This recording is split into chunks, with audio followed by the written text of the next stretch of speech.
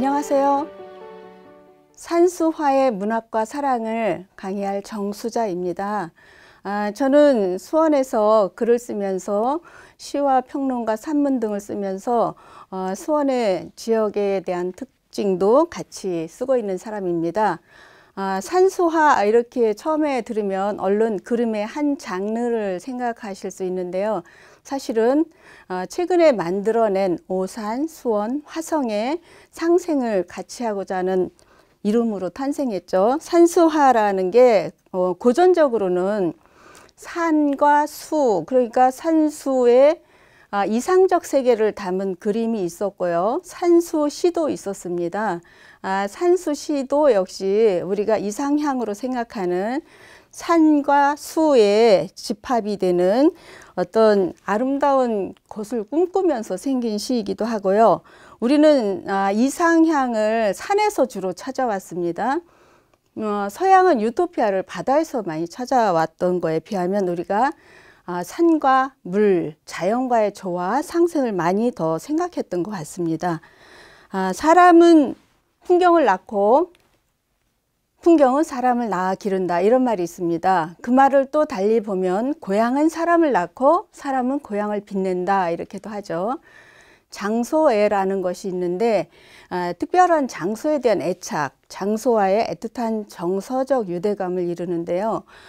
그와 비슷하게 고향이 갖고 있는 특성을 보면 정체성의 본질이자 근원이고 외부로 나가는 존재의 시원이 되기도 합니다.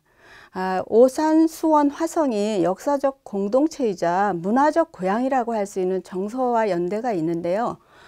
그런 것들을 시인은 어떻게 썼을까? 한번 산수화 속의 삶과 꿈과 사랑을 만나보겠습니다. 이런 것들은 지역의 이야기 발굴, 공유를 통해 문화 콘텐츠로서의 확장이나 또 새로운 이야기 만들기 가능성을 크게 갖고 있습니다. 전체 오산, 수원, 화성의 시를 다 볼 수는 없고 그 중에 길, 물, 산, 들, 사람, 역사 이런 것들이 주로 담긴 것을 살펴보겠습니다. 이게 아름다운 정말 보기 좋은 그림이죠. 해경궁 홍씨 회가변 때 수원으로 행차할 때의 반차도 모습인데요. 오산 하면은 우리가 예전에는 성호면에서 오산면으로 바뀌고 이럴 때 크게 이름이 알려지지 않았던 곳인데 조병화라는 시인이 오산 인터체인지라는 시를 통해서 한국 신문학사에 등재시켰다고 볼 수 있는 이름입니다.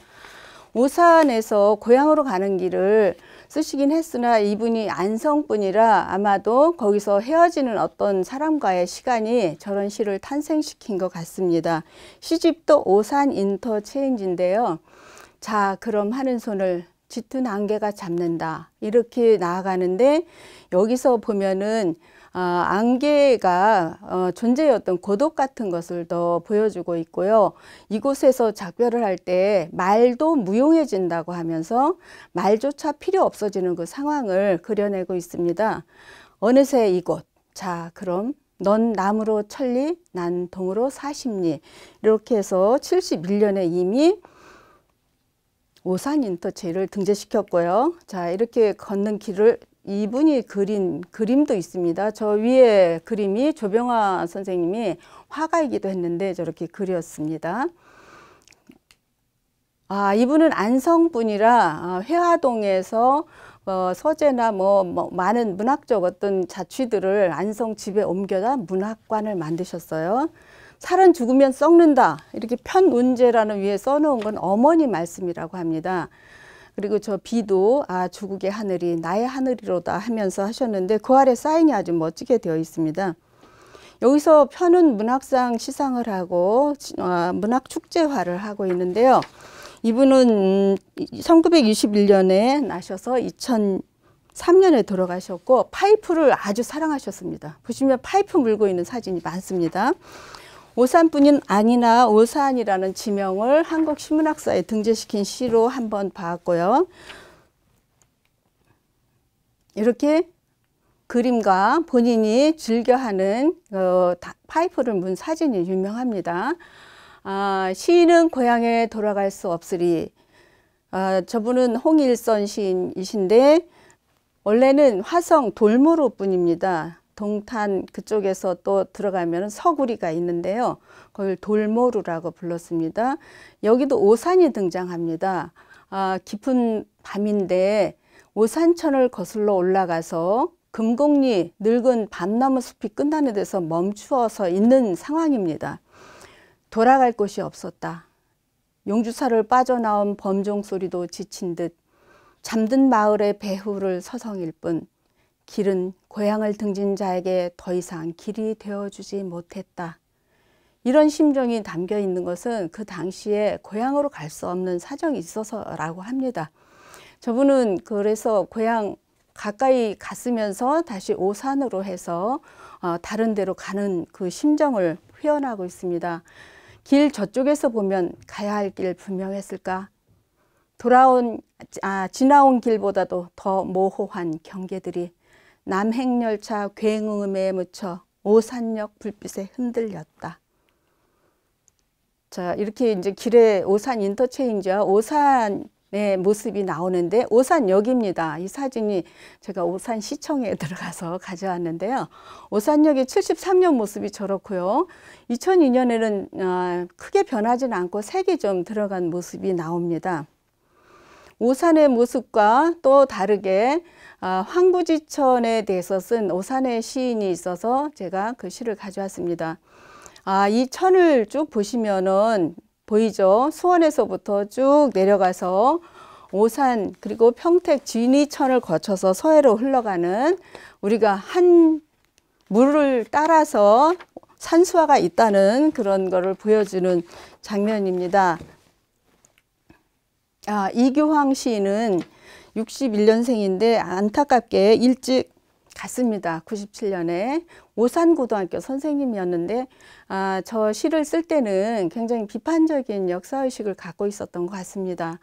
황구지천이 지금 보시면 저렇게 흘러서 오른쪽 사진에 길게 흘러서 서해로 가는 그 한 장면인데요.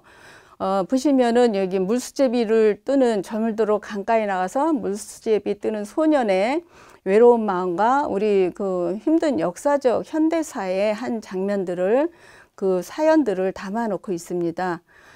신장로 코스모스 꽃들만 이열 흥대로 서 있었다.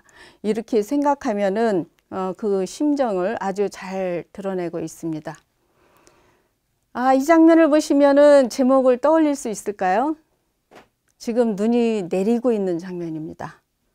그럼 내리는 눈에 대한 시가 나올 것 같죠?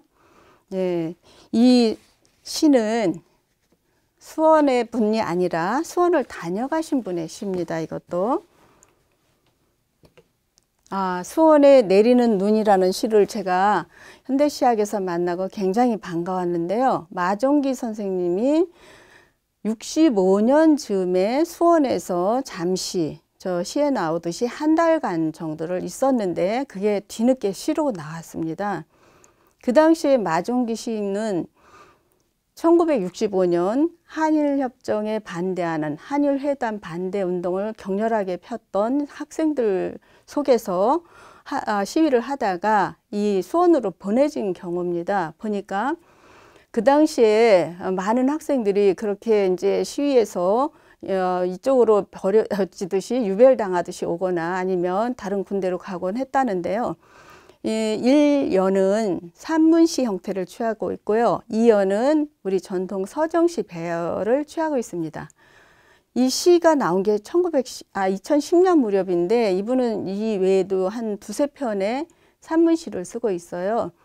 그 당시에는 유배당하듯 이렇게 수원에 외진 세류동에 와서 있었는데 그 하숙방이라고 표현한 데가 10전투 비행단 앞이라고 합니다. 세류동. 그분이 거기서 있을 때 겨울이었고 아주 춥고 눈이 많이 쌓였고 이런 기억을 산문에 쓰고 있습니다. 그리고 수원 극장으로 영화를 보러 가셨다고 해요. 수원의 추억이 한 달이어도 굉장히 깊이 남은 거죠. 피노키오, 쉘브레의 우산 이런 이제 그 칼라 그때 당시 칼라라고 하는 그런 영화들을 보시고 앞선 그 개봉관의 그 즐거움을 느꼈는데, 거기 재밌는 또 묘사 하나가 수영극장에서 톱밥을 던지는 난로를 켜고 있었다는 기록이 있습니다. 그분이 갔을 때 있었다는데 한번 시를 읽어보겠습니다.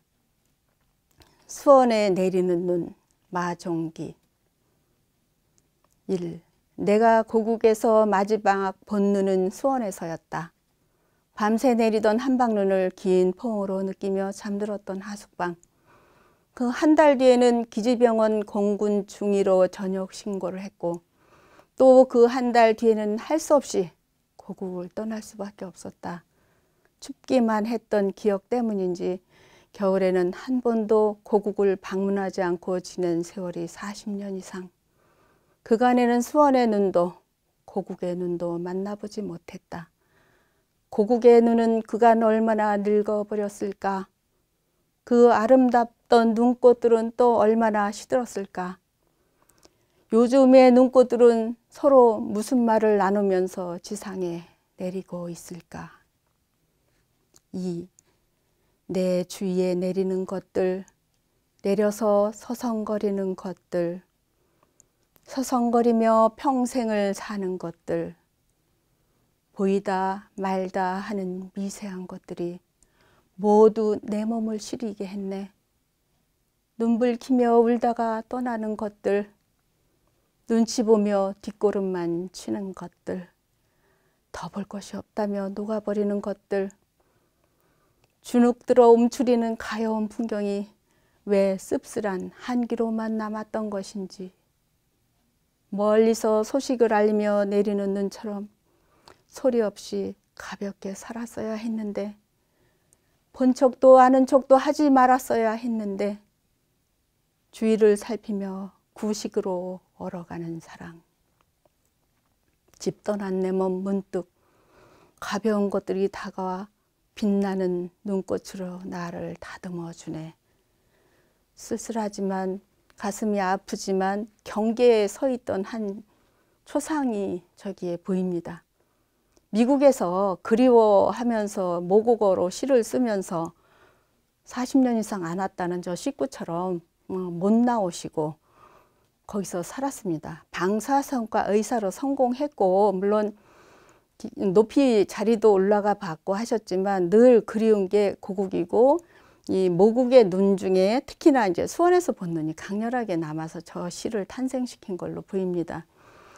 그분은 마혜송이라는 작가와 박외선이라는 현대 무용가 어머니를 둔, 부모를 아주 잘 둔 그 예술인 집안의 자녀였는데, 그렇게 미국에 가서 오랫동안 살면서 고국을 그리워할 때마다 모어로 시를 쓰고 이렇게 시집을 간간히 내셨습니다. 그 중에 이제 수원에 대한 귀한 시가 있는 건데요.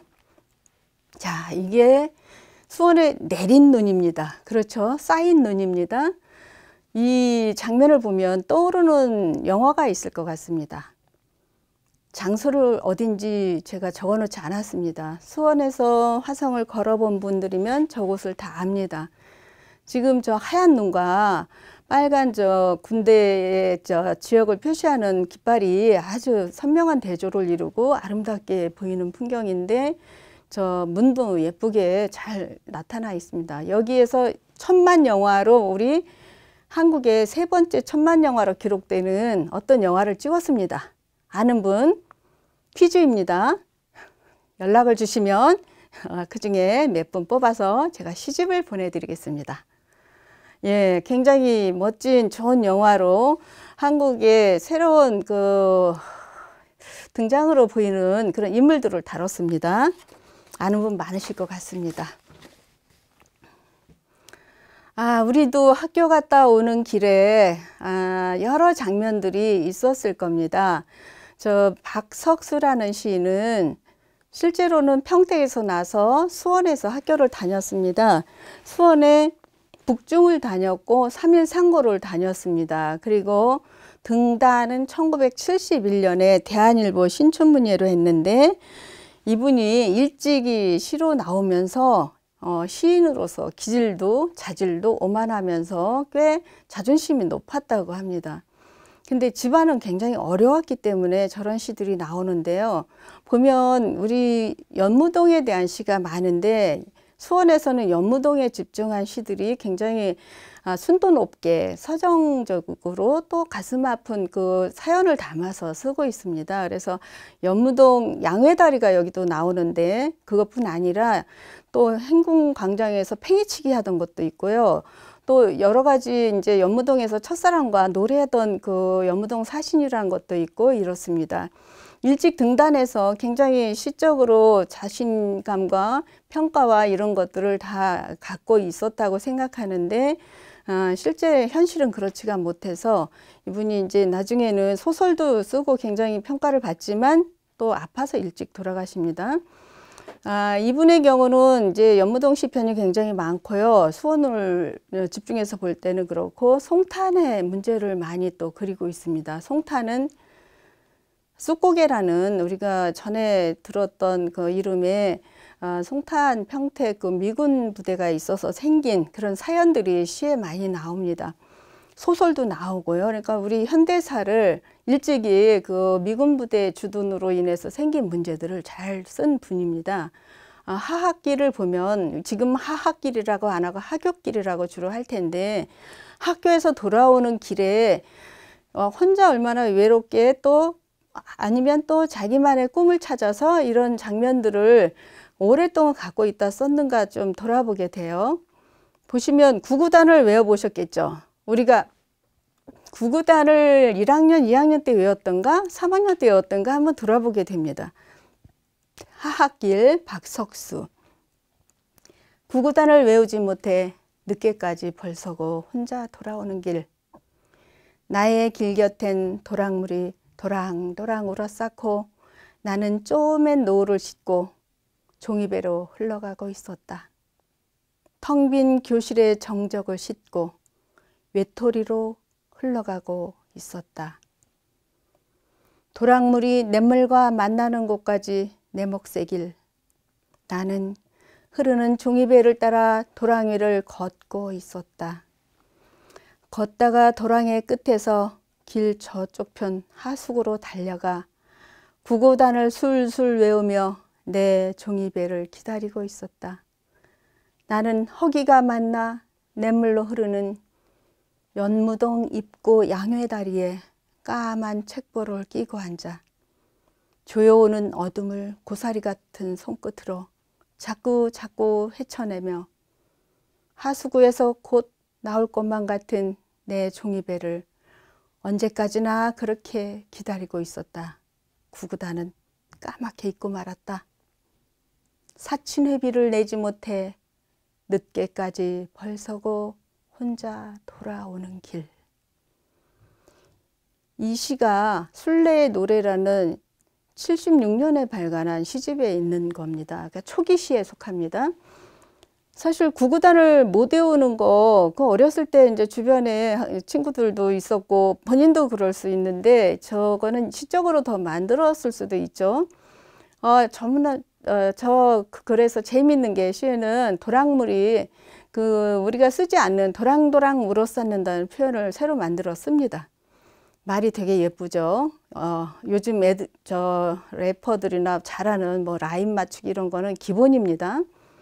그리고 노을도 어린아이의 하학길에 어울리게 쪼맨 노을을 싣고 간다고 합니다. 근데 외톨이죠. 보니까 처음에는 사연을 안 쓰고 있다가 그냥 혼자 늦어서 혼자 놀다가 이렇게 갔나 이렇게 볼 수 있는데 사춘회비를 내지 못해 늦게까지 벌써 혼자 돌아오는 길. 얼마나 마음이 아프고 슬프고 그랬을 수 있는데 오히려 종이배를 접고 놀아요. 시를 쓸 수 있는 시적 상상력이 어려서도 그냥 발휘되는 혼자 놀기에 달인이 아니었나 그런 생각까지 보여줍니다. 특히 우리가 재밌게 읽는 것은 연무동 입구 양회다리에 앉아 요 대목이에요. 까만 책보를 양회다리에서 그것도 까만 책보를 끼고 앉아요. 옛날엔 가방도 없었고 어려운 사람들은 보자기에다 책을 싸서 둘둘 말아서 어깨에다 이렇게 메고 다녔죠. 그게 이제 옛날 영화나 드라마에 보면 많이 나오죠. 근데 양회다리는 뭘까요?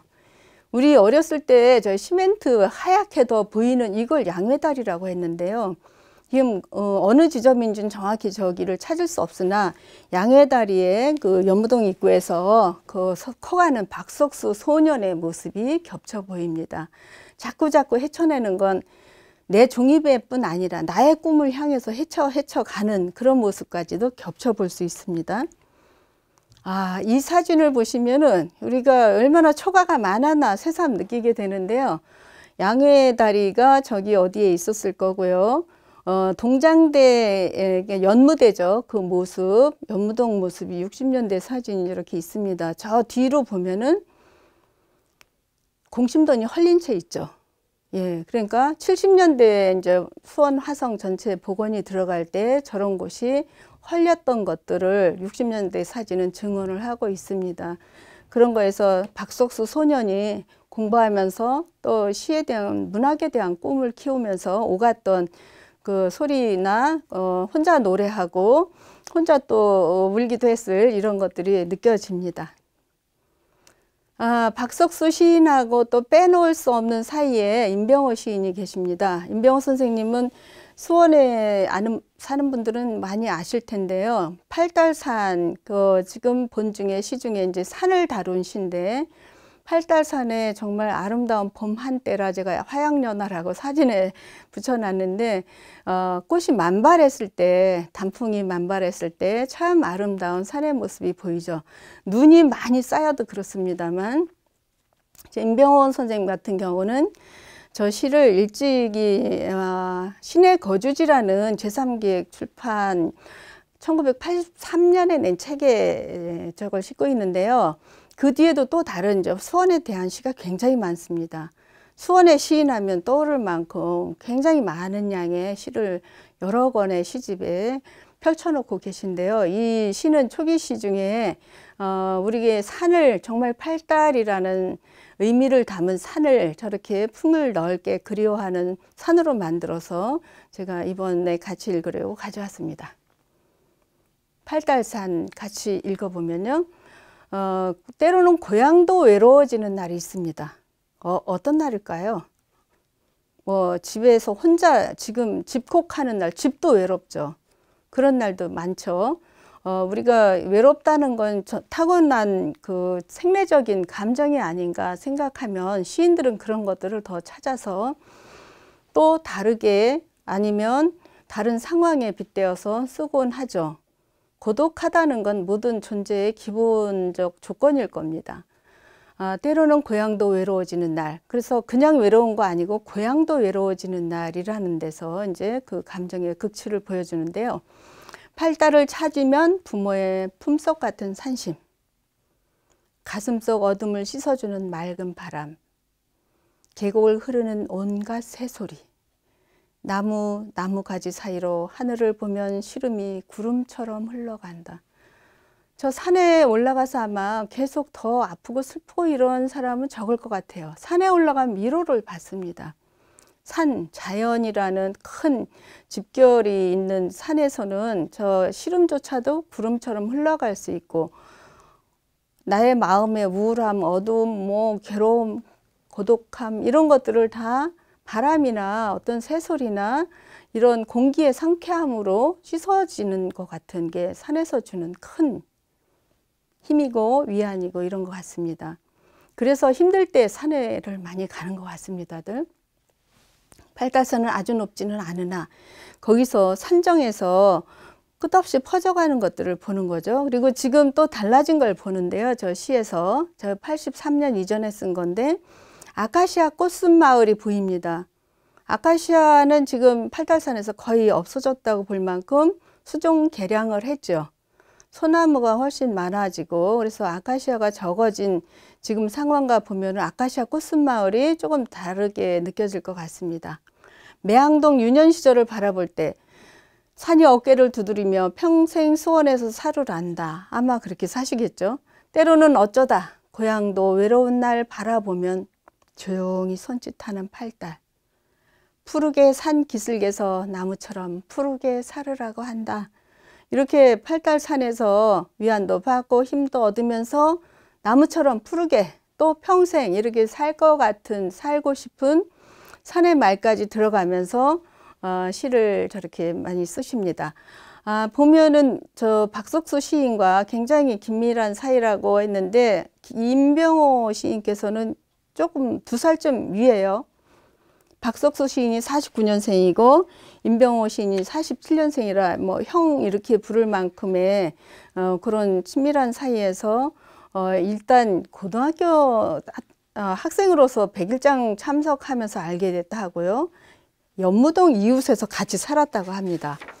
예, 그래서 이 박석수 하면은 임병호, 임병호 하면 박석수가 또 떠오를 만큼 공유하는 게 많고요. 같이 활동한 시간도 많습니다. 그럼 박석수 씨는 서울로 올라가서 또 다녔고 회사 다니고 그럴 때 내려와서 나중에 90년대 아프고 힘들 때 임병호 선생님하고 같이 또 만나면서 위안을 얻고 그랬던 것 같습니다. 임병호 시인은 1965년에 화홍시단에서 작품 활동을 시작해서 아주 오랫동안 활동하셨고, 지금도 수원에 대한 또 남양의 금당리 분으로 거기에 대한 시도 꽤 많이 쓰고 그랬습니다.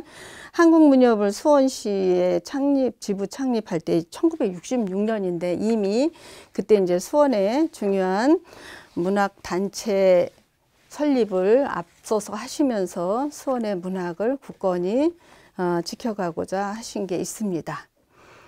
이렇게 보면은 지금 앞에서 본 오산 인터체인지, 오산역, 뭐 또 황구지천, 그리고 우리가 또 역사적인 사실을 거의 다 담아낸 그런 개천의 좀 슬픈 사연까지도 보면 이 팔달산은 좀 편하게 우리를 품어주는, 우리에게 하나의 위안, 안식, 또 평화 이런 것들을 돌아보게 하고 안겨주는 이런 역할을 한 의미를 읽을 수 있습니다. 그래서 산이 갖고 있는 우리가 보아온 길과 또 다른 안식 같은, 평화 같은 이런 것들이 우리가 또 갖고 가야 할 가치인 것 같습니다. 상생하는 의미에서도 물과 산이 갖고 있는 큰 힘을 산수화라는 곳에서 다시 읽는 시간도 이렇게 풍요로워지는 것 같습니다. 예, 산수화의 오산, 수원, 화성을 갑니다. 화성의 시인은 조금 많은데요. 일단은 오래전에 수원을 쓰신 우리가 산수화라고 할 즈음에 쓴 분들의 시를 중심으로 봅니다. 홍사용이라는 시인이 있습니다. 그분은 일찍이 시 아래 나왔듯이 1922년에 벌써 발표를 하고 이랬던 분인데 등단도 일찍 했고요. 화성 돌모로 서구리 분입니다. 저분이 지금 옆에 사진에 보이듯이 문학관을 갖고 있는 분입니다. 예, 자신의 이름으로 문학관을 가진 분들이 아까 조병화 시인이 계셨는데, 조병화 시인은 자기의 그 개인 주택 같은 곳에 만드신 거고, 노작 홍사용 문학관은 화성시에서 만든 겁니다. 전시관 내부에 이렇게 백조도 보이고 토월회라는 것도 보이는데요. 저분이 화성에서 자랐고 서울에서 학교를 다녔지만 동탄, 서구리, 이 돌모루를 정말 시에 여러 번 넣어서 씁니다. 어려서 보고 자란 자기를 키운 고향이라는 것이 평생 가는 거를 저 시에서도 볼 수 있습니다. 보시면 통발이라는 시가 예전에 고기 좀 잡아본 분들은 추억을 다시 생각하게 할 겁니다. 우리가 보는 통발친 그 심정과 소년의 그 빼앗긴 그 눈물하고 여러 가지를 겹쳐볼 수 있는데요. 이 홍사용 시인은 1900년생이시고 일찍이 1947년에 돌아가셔서 안타까운데 저런 토월회, 연극운동을 하고 문예지를 내고 이런 운동을 하면서 그 돌모래의 문전옥답을 많이 파셨다고 합니다. 그 예전에는 땅 팔아서 뭐 한다는 게 참 많았는데요. 그런 경우에 정말 무슨 자기가 이득을 보고자 하는 게 아니라 오로지 문화운동에 투신하는 거죠. 저런 문전옥답을 갖고 너무 많이 써서 나중에는 땅이 다 줄었다고 하던데, 저분이 또 민요운동을 많이 했습니다. 홍사용 선생이 보시기에는 우리의 정신을 살려갈 노래 형식, 시 형식이 민요라고 생각을 해서 우리 현대시의 전맥도 많이 해보고 실험적으로 써보고 했습니다. 지금 노작 홍사용을 기리는 문학관에서는 노작 문학상도 시상을 하고 있고요. 가을에 노작 문학 축제를 하기도 합니다. 그래서 하나 행복하다고 할 수 있는 건 노작의 무덤이 그 문학관 뒤에 자리하고 있어서 노작 문학관과 함께 그 묘를 돌아보는 좋은 프로그램으로 홍사용 선생을 기릴 수 있다는 겁니다. 통발을 잠깐 읽어보죠. 뒷동산의 왕 뱃살이 한짐 배워서 달든 봉당에 일서 잘 하시는 어머님 옛 이야기 속에서 뒷집 노마와 어울려 한 개의 통발을 만들었더니 자리에 누우면서 밤새도록 한 가지 꿈으로 돌모루 냇가에서 통발을 털어 솥잎 같은 붕어를 너 가지리 나 가지리 노마목 내 몫을 한창 시세워 나누다가 어머니 졸음에 단잠을 투정해 깨니 햇살은 환하고 때는 벌써 늦었어.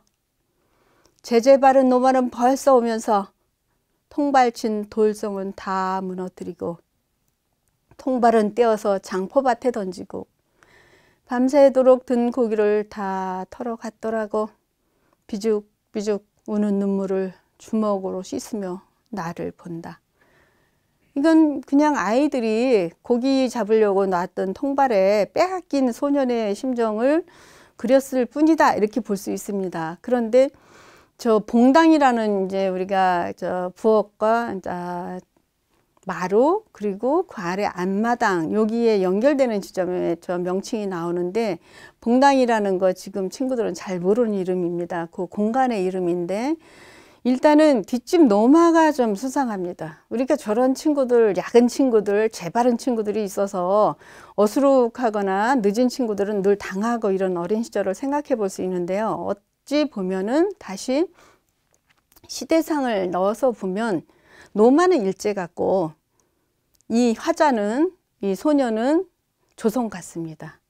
다 빼앗기고 뭐 단순하게 보면 그냥 저 통발 하나지만 많은 나라를 또 우리의 많은 것들을 빼앗기고 울고만 있는 그런 모습이 겹칩니다. 일제이기 때문에 그렇게 볼 수 있는 시대적 배경이 있죠. 그 홍사용은 이 시보다 더 유명한 게 있는데 그것이 여러분이 기억하시는 시일 것 같습니다. 나는 왕이로소이다. 기억나시죠? 아니면 시험 볼 때 이렇게 홍사용 나는 왕이로소이다 이렇게만 또 기억하는 분도 있을 텐데 조금 보면 나는 왕이로소이다. 나는 왕이로소이다. 어머님의 가장 어여쁜 아들 나는 왕이로소이다. 가장 가난한 농군의 아들로서 그러나 시왕전에서도 쫓겨난 눈물의 왕이로소이다. 그래서 우리 한국 시사에 눈물의 왕을 놓은 정말 저 독특한 이미지와 의미를 가진 시로 잊힐 수 없는 그런 세계를 만든 분입니다.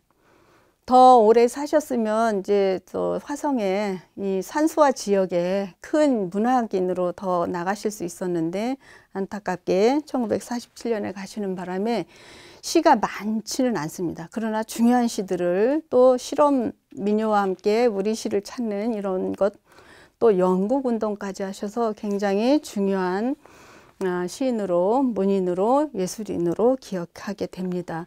화성 돌모루 하면은 아까 그 앞에 본 홍일선 시인도 거기 출신이고 홍사용 시인이 먼저 나왔고 그 뒤에 또 나오는 분이 있습니다. 홍신선 시인이신데 이분도 홍씨네요. 남양홍씨 세 분을 제가 의도적으로 가져온 건 아닙니다. 다만 먼저 등단하고 예전에 우리 산수화 지역이라고 할 수 있는 그 시절의 모습을 썼거나 또 다른 들판이나 농업에 관계된 걸 썼거나 우리가 공유할 수 있는 문화적인 어떤 특징이나 정서나 이런 게 더 담긴 시를 보다 보니 홍신선 선생님의 쌓이는 눈 속에를 더 보게 됐어요. 좀 계절하고도 어울리죠. 눈이 많이 안 오고 있으나 예전에 우리 시골에서 살았던 분들은 저 눈이 쌓인 들판의 모습이 기억이 날 것 같습니다. 이 시도 겨울섬이라는 시집 1979년에 낸 책에 있는데, 그 당시 그 전에 이분은 그 우리 동네 뭐 이런 연작, 우리 동네 사람들을 많이 다루셨어요. 수원대 교수도 하셨지만 동대 교수로 마무리를 하셨는데, 지금도 이제 문예지를 내고 계신데, 돌모로 이런 지명의 시적 등장이 많이 보입니다. 여기 이제 이웃 사람들 쭉 쓴, 우리 동네 이웃 사람들을 그린 시와 이 돌모를 그린 시들이 주로 화성에 많은 것들을 보여줍니다. 쌓이는 눈 속에 보시면은 돌모로 가난한 동네에 눈이 오겠다, 이렇게 그냥 들어갑니다. 돌모로 가난한 동네에 눈이 오겠다. 오면서 차고 희디흰 마음에 빛 벗어 얼어 죽은 논밭을 손시려 내버린 삭군들의 들판을 죄 덮어주며 오겠다. 그냥 오겠다, 이렇게 오는 장면을 계속 반복하면서 심화하고 있습니다. 사람들의 시린 삶을 호호 불어 녹이며 이 마을을 지나다가 시린 분노와 사랑을 멍석자리같이 펴고 시대의 온몸을 품어서 녹여주다가 그러나 저문 날을 부둥켜 안고 눈은 자기 성명과 얼굴을 무참히 지우며 또 지워가겠다. 이러는데 마무리까지도 견디는 걸로 이제 마무리를 하십니다. 이제 그는 돌아가며 땅 위에 던져놓는 찬빛, 희디인 살결을 드러내놓고 선 공기에도 진하게 묻어있는 그 찬빛에 견디겠다. 이 질기고 긴 밤을 오련히 견디겠다. 이 질기고 긴 밤, 시골에서는 겨울밤이 아주 질기고 길기도 하죠. 근데 저 시대에 79년 이전에 쓴 건데, 저 시절은 공업화가 막 국가적으로 개발로 진행되면서 농촌이 서서히 붕괴되어 가는 그런 시기이기도 합니다. 80년대로 넘어오면 이미 이제 농촌이라는 농자 천하지 대본이었고 우리 사회의 근간이었던 곳이 많이 황폐해지죠. 공장들이 도처에서 세워지고 이 농사 짓는 사람들은 저렇게 힘들게 긴 밤을 이겨가듯이 어둠 속에서, 그리고 이제 생활이 점점 힘들어지는 이런 상황에서 살게 되죠. 그런 이웃 사람들의 아프고 힘들고 지친 삶을 위로하듯 아니면 보여주고 남겨야 하듯 이렇게 쓰신 게 많습니다. 그런 점에서 이제 화성에 많은 것을 담아낸 시인으로 홍신선 선생님 그리고 홍일선 선생님의 시가 좋은 기록이 될 거라고 생각을 합니다.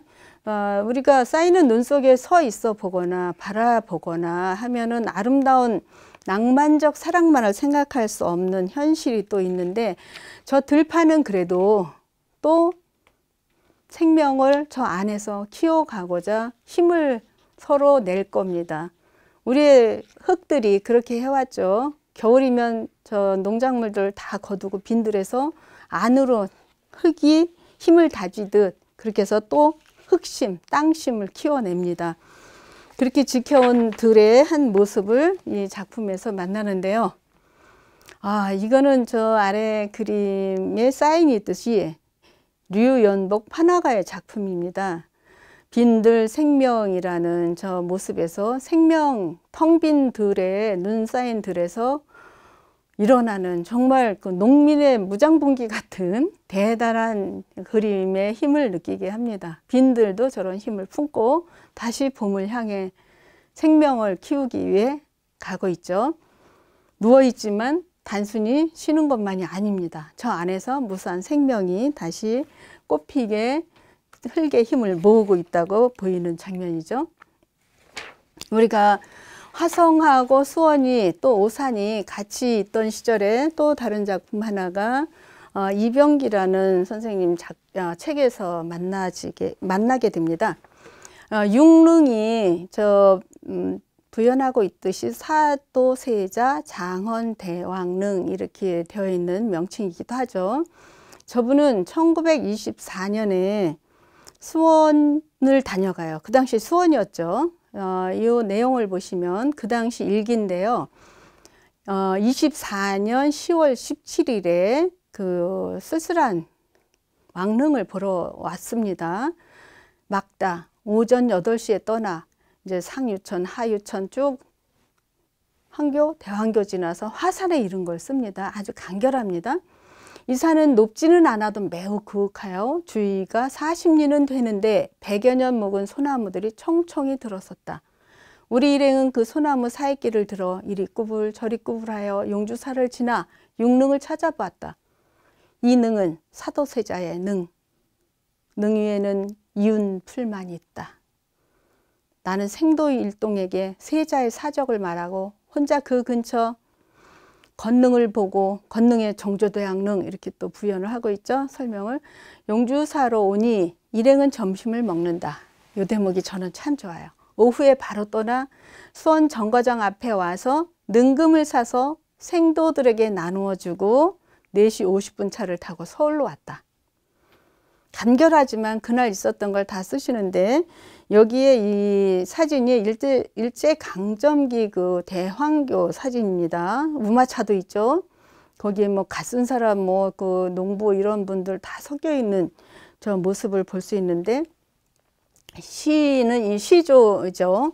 두 수를 썼는데 일기장에서 제가 박사논문 쓰다 발견을 해서 너무 반갑게 수원에 대한 시로 계속 강의할 때 씁니다. 화산이 그 육릉이 있는 산이죠. 화산의 꽃나무도 좋은 시절 다 보내고 쓸쓸한 가을바람에 낙엽만 흩날린다. 이 중에 왕의 무덤도 풀만 우거져 있더라. 저 일제강점기 육릉 모습을 제가 박물관에서 특별히 사진을 받아서 이렇게 쓰게 됐는데요. 우리가 저 시절을 왕의 무덤 찾아가는 사람이 있었을까 하고 돌아보게 되는 정말 놀라운 답사입니다. 근데 이병기라는 분은 시조 이론과 창작을 다 했지만 국문학자로 한글 고전 산문의 가치를 제일 발견한 분이에요. 해경궁 홍씨의 한중록을 높이 평가합니다. 그러니 그런 분으로서는 사도세자 무덤을 와 봐야 되겠죠. 학생들을 데리고 오고 사도세자에 대해서 다 설명을 해주고 수원역에서 능금을 사주고 이러면서 이제 돌아가는 그 하루의 일기에서 저 시조 2편이 나왔습니다. 한 편은 제가 안 갖고 왔는데요. 이 굉장히 뜻깊은 작품입니다. 문학성을 떠나 이 학자가 학생들 데리고 이렇게 왕의 무덤, 그야말로 조선이 왕의 무덤처럼 무덤 같을 때 낙엽만 흩날리던 이런 쓸쓸한 풀만 우거져 있는 곳을 다녀갔다는 거, 저 시절에 굉장히 앞선 걸음이었다는 생각을 하게 됩니다. 그래서 이병기 선생님의 그 육릉을 보면은 지금 우리 한글 고전 산문의 가치를 그 외국의 어떤 저 서구 문학이나 이런 데서 평가를 덜 했던 걸 찾아낸 이런 주체적인 노력을 더 생각하게 돼요. 그 뒤에 나오는 것이 또 이 놀라운 시가 있죠. 이 시도 사실은 조지훈이라는 분이 수원 출신이 아닌데 수원에서 탄생한 시로 기려야 할 작품입니다. 승무는 다 아시다시피 이런 춤입니다. 이런 춤을 어떻게 시로 쓸까요? 그 조지훈 선생의 시작 노트를 보면은 너무나 고민이 깊었습니다.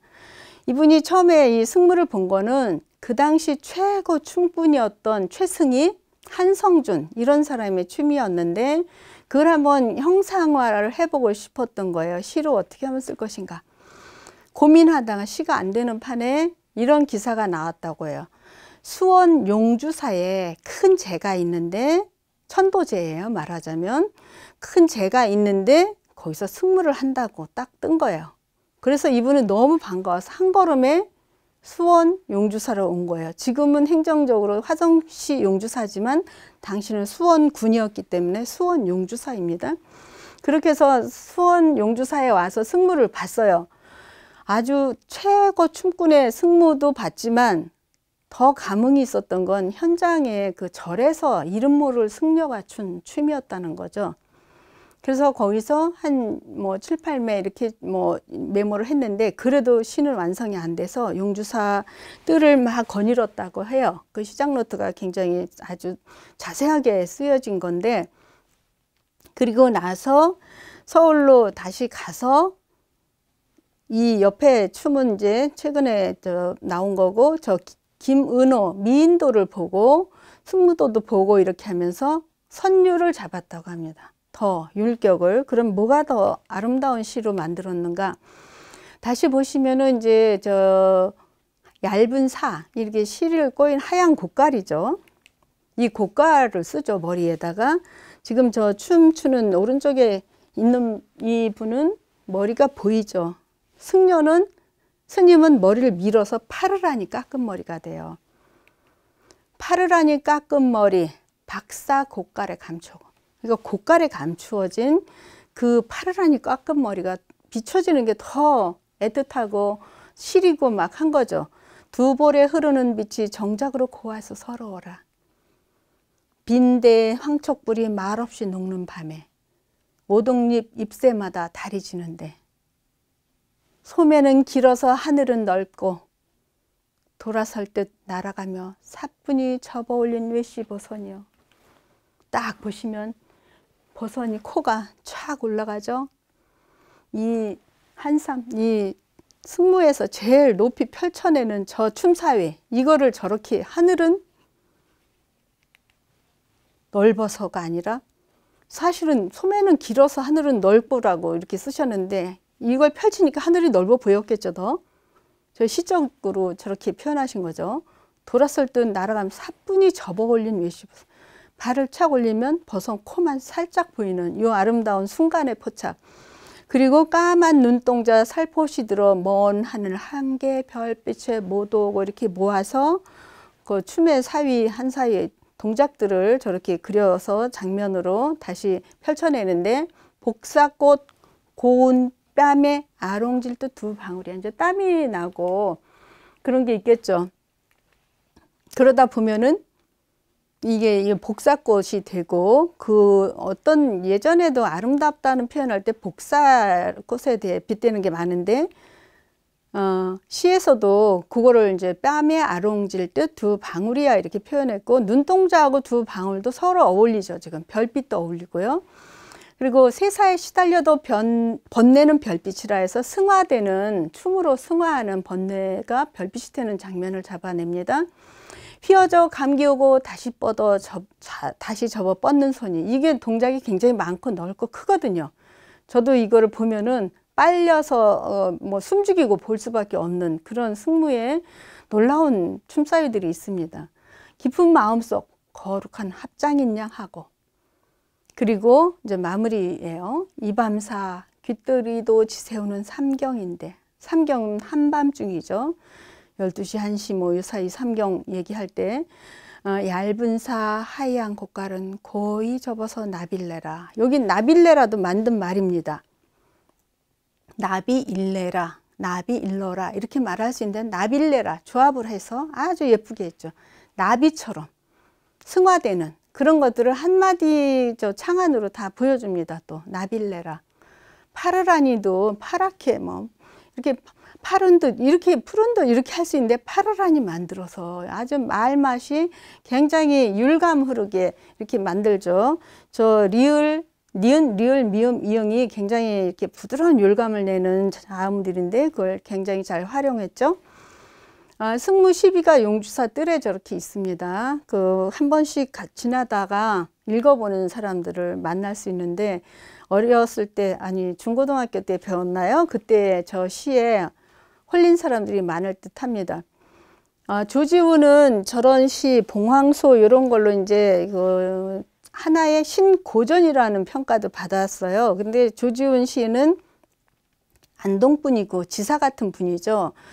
나중에는 이제 우리 저 참여적인 시도 많이 쓰시고 비판적인 시도 쓰시는데, 저 때는 모던한 시를 썼는데 선하는 정지용 시인이 그 모던한 시는 계속 떨어뜨리고 저런 류의 시를 뽑아 들었다는 거예요.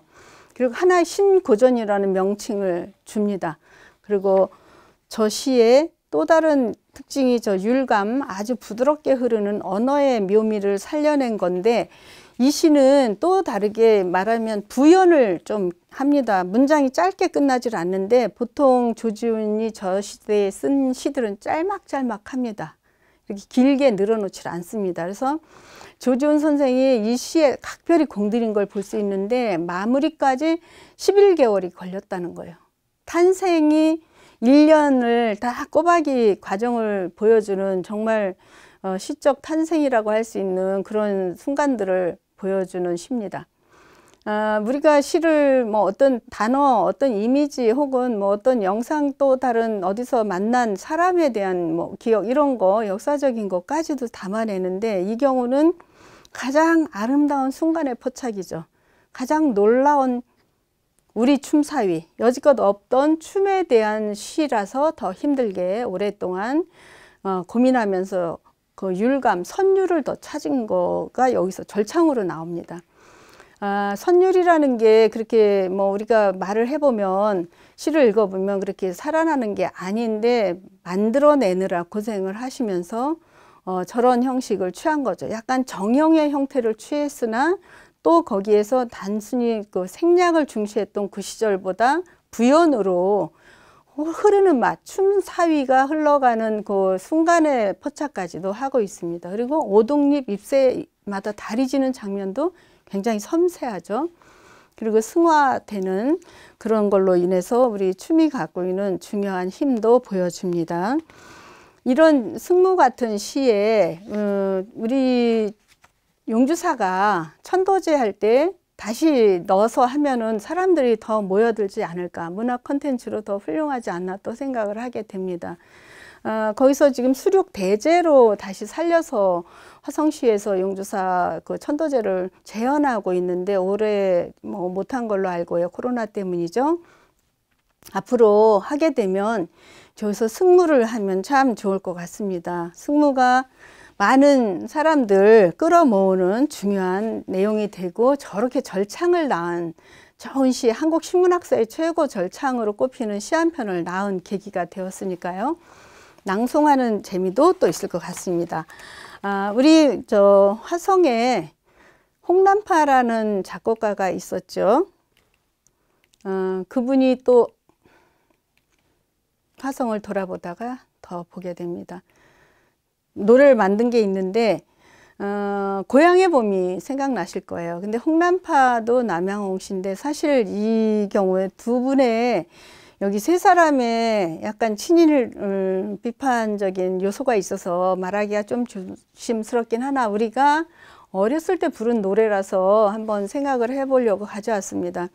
오빠 생각은 수원의 12살 소녀 최순애가 어린이라는 잡지에 작품을 싣고 그리고 났는데 2년 뒤에 또 이원수라는 소년이 마산의 소년이 고향의 봄을 싣고 해서 연결이 되어서 저렇게 노래까지 만들어진 동시입니다. 근데 이 둘이 편지를 주고받고 하는데 거기에 최순애 오빠가 최신복이라고 필명은 최영주를 썼는데 두 사람을 맺어주는 중요한 사람입니다. 오빠는 수원의 소년 청소년 운동 문화운동도 했는데 방정환 선생을 극진히 모셨고 그 어린이 운동 같이 하고 방정환 선생 묘 아래 나를 묻어달라 해서 일찍 갔는데 거기에 그렇게 선산을 두고 가서 죽어서까지 선생님을 모시는 사례입니다. 근데 이 노래가 팔달선에 고향의 봄으로 올라 있어요. 오빠 생각이 아니라. 고향의 봄은 사실 이원수가 쓴 거라